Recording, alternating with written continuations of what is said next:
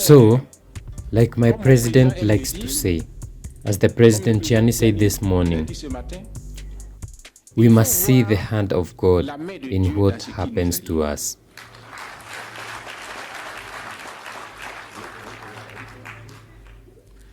God knows how to use the bad for a good cause. So, for a long time we were preaching to each other, isn't it? African unity.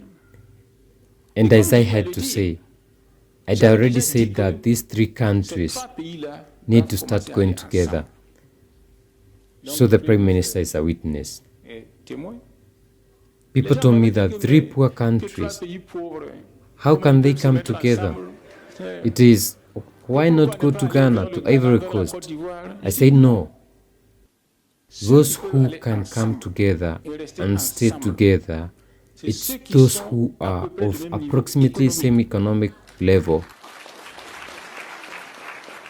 who have the same culture, who have the same clothing and eating habit. So this is what can constitute the basis of a state union. And when you look at Mali, Niger and Burkina Faso, it's the same culture, it's the same eating habits, it's the same level of development. There is no state that can claim imperialism over another, and vice versa. So it's on an equal footing and according to our interests that we will discuss. This is why I had always suspected that these countries should be together.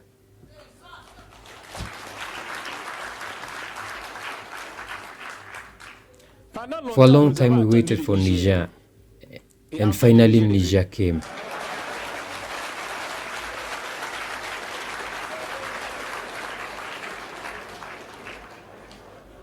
During FESPACO, I received the Chadian Minister of Culture, and I told him, Mali and we are moving towards uniting. We are waiting for you too. So also in Burkina Faso, I received a whole bunch of people who said that, yes, the Chadians are not offended.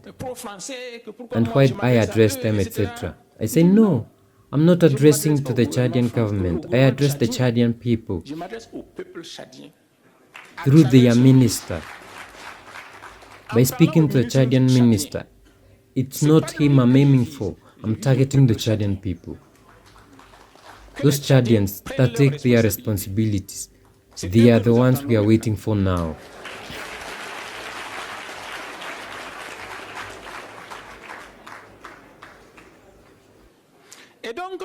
And so, what I want to tell you now is that here in Burkina Faso,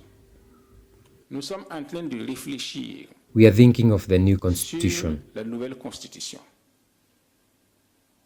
Our first constitution, that of 1959, the first president came with it in his pocket.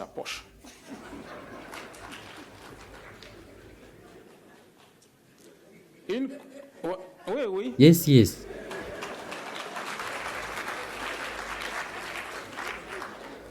This constitution was written by Michel Defying. The constitution that prevailed at the Blaise Compaoré had been finalized by Edmond Jouve, a French professor. And they brought that to us as our constitution in Burkina Faso. How do you want it to work? So now we are thinking about writing a constitution that is totally detached from the French format, which was important to us. We are going to launch major debates. Ask the people at the base, how do you want to be governed? Do you want a king, a president, or a rotating presidency. What do you want? It is for the people to tell us how they want to be governed. But we no longer want to copy the French constitutions, which are almost the same in French-speaking Africa. As I said, democracy was born in Athens, in Greece, and every current Western country took this as an example to adopt to its context. Why don't they want us to adapt to a democracy in our contexts? If our two countries say we want to be governed by a soldier, why do they refuse it?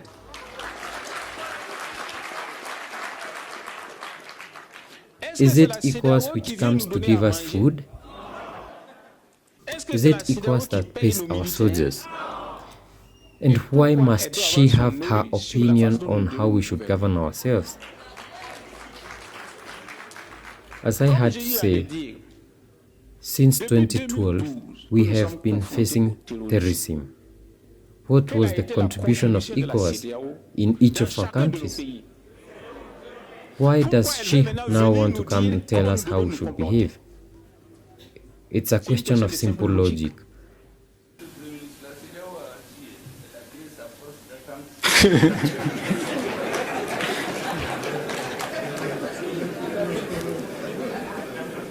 So we must no longer allow ourselves to be entertained. Let's not be entertained anymore. It's up to us to take control of our destiny. And what ECOWAS and its masters say should not concern us. We already have ourselves. We know who we are.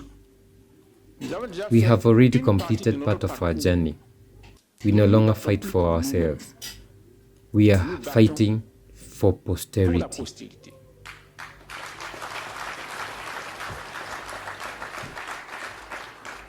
And as I record this morning, when General Chiani came to power, we did not know him. So we didn't know where he should go, where he could go. But he said something that stuck with me. I can't repeat word for word. He said, I'm already quite old. My life no longer interests me.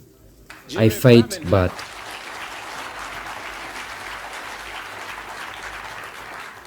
now I'm fighting for my country. That, I say to myself, that is the man.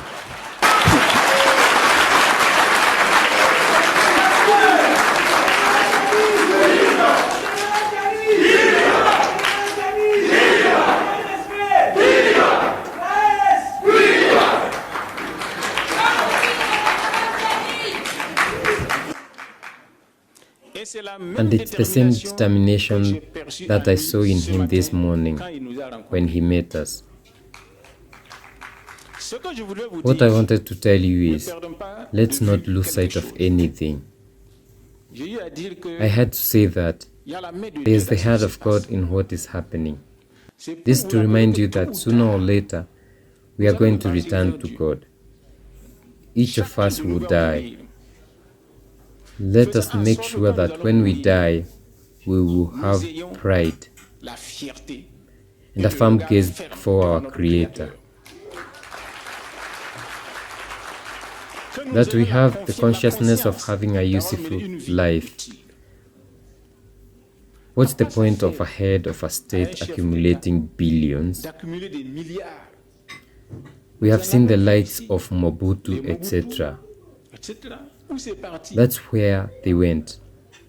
Better to live an ideal, a spiritual, and a meaningful life of posterity.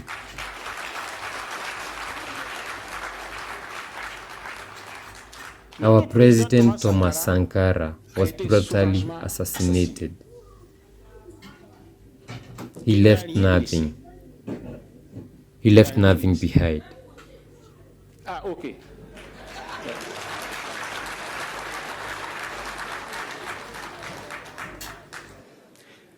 But today, his name crosses the entire planet.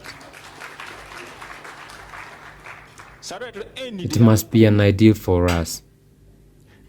And so if we have this ideal, I'm certain that we can go very far. Now what I'm going to ask you, and I keep asking, one of the reasons why the previous federations failed was because of national selfishness at the time. Let's put an end to this selfishness. It doesn't get us anywhere. This is what built America. In America, the settlers came from everywhere, from the Germans, English people, the Italians, but they said to themselves, we have all the same destiny, and they built their country. So from now on, let's say, whether you're from Mali, whether you're from Niger or Burkina, we have the same destiny. We are going there.